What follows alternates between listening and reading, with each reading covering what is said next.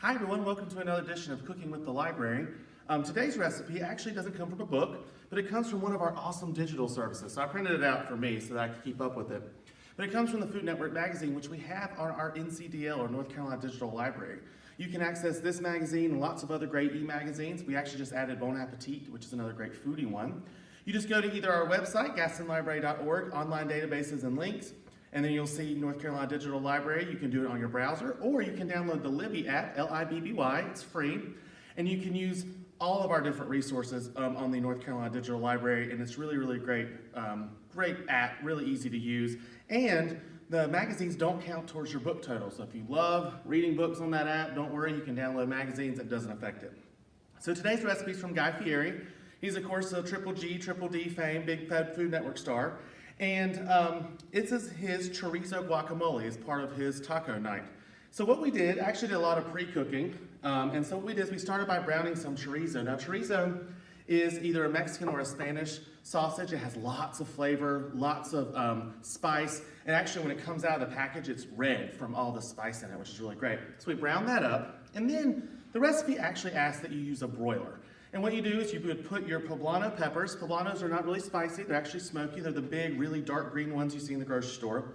And your onion, it says a white onion. I actually don't like white onion that much, so I use a yellow one, but feel free to use what works for you.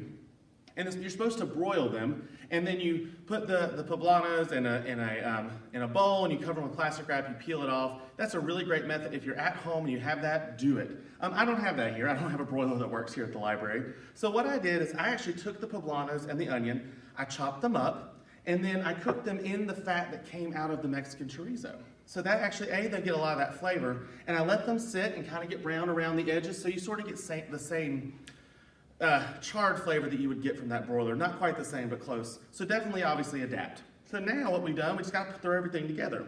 By the way, I doubled this recipe because I know the people here at the library are going to want to eat, and 2 avocados worth of guacamole was never going to be enough. So I did 4 avocados, and I've already mashed them up. I actually use a potato masher. It says to use a fork. I like the potato masher, but I leave it pretty chunky. I don't get it really, really smooth because I like that kind of texture. So now we're going to add in all the good stuff. We're going to add in that really browned chorizo. Definitely let it brown, let it get crispy around the edges, kind of like bacon. We're going to add in that smoky poblano, that onion that we cooked down. That's a really great flavor.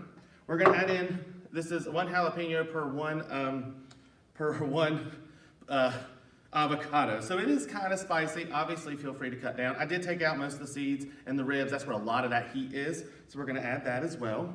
Cilantro, we talked about this last time. Cilantro is very controversial. I like it. I think it's a great flavor if you want to use something else, but I do like to have that fresh herb flavor. I added a little bit of salt as I was mixing it up, but I added a little bit more. As Jeffrey Zakarian, he's one of our favorite chefs on the Food Network on a show called The Kitchen. He always says avocados love salt. The final thing I did, so when you're in the original recipe, when you're broiling that poblano pepper and you're broiling that onion, you also broil your limes. So obviously, once again, I didn't have a broiler, but once I was done cooking with the electric skillet, I added the limes, and it gets this nice brown flavor on the end of the limes, and then you squeeze all the juice in, and that just gives it a little bit of, once again, a charred lime flavor, which is really nice. Once again, I think we talked about this in one of our recipes. Limes don't have seeds. Key limes do, but regular limes don't. So you don't have to get one of those, fancy devices that keeps the seeds from going into your guacamole. So we're going to add the last. This is 2 limes. Once again, I doubled this recipe, so it started with 1, so we're doing 2. And also the lime juice helps. Avocado is wonderful, but it browns really easily, and the citrus, lime or lemon, really help keep it from going brown and keep it that green color.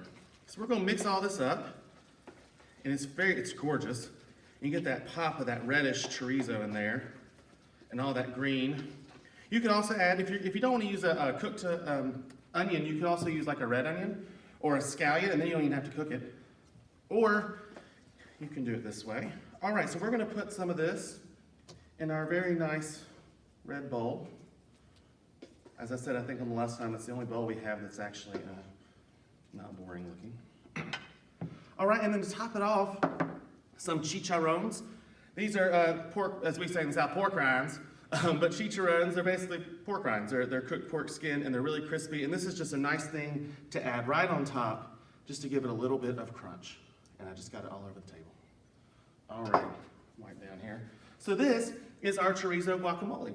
You can find this recipe, like I said, on the Food Network magazine, on the North Carolina Digital Library. Remember, we're still running our curbside service at our main Belmont, BC at BC, Cherryville, Union Road, I missed one, Tech at Lowell, locations, and we have all of our great digital services. And I'm gonna real quick, because of last time, make sure, yeah, I'm good. I added all the ingredients this time, so we're good.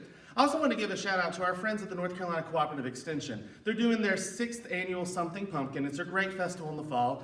It will be a little different this year, but they still want to try to get some of that fall fun. So if you want to participate in their annual cooking contest, this is a really great contest. It's become a lot of fun for a lot of folks. We have the entry forms here at the library, so as you're coming to do your curbside service, make sure to pick up one of these if you're interested. And they are due by Friday, September 4th, the application. So pick them up right here at the main library. And thank you so much for joining us again on Cooking with the Library. We'll see you next time.